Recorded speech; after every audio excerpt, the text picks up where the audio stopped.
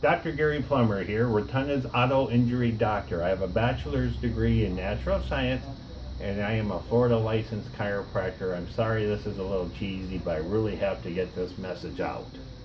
I believe in good science and the scientific method. The media coverage of the coronavirus is driving me nuts. Let me explain. For an unvaccinated person to benefit from herd immunity, that's when the people around you have already contracted the disease, so you don't have to get vaccinated.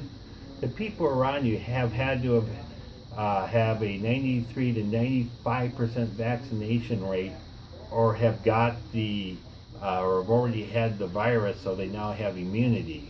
If they don't have that, well, their chances are pretty good if you go back to school or a sporting event or a Trump event that you will indeed get the virus again, because there's just too many people put together.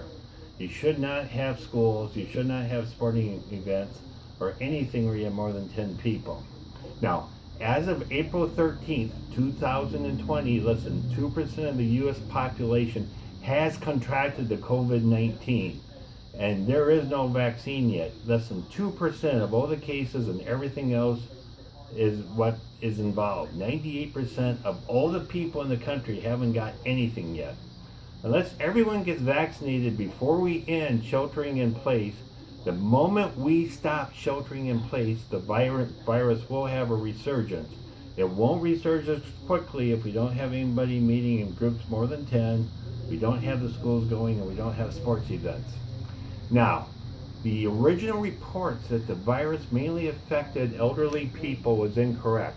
Over half the people in the hospitals were under the age of 60.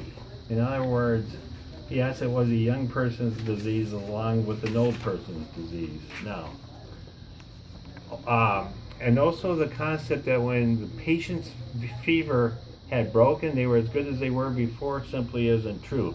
Many people are being left with permanent impairments such as emphysema and other organ problems, because this virus is also attacking the organs. Since it's highly doubtful that we will have a vaccination before November, this puts the football season in jeopardy, all the political rallies in the summer and the fall, and quite honestly, going back to brick and mortar schools. People living along the Gulf Coast have another reality, and it's sinister.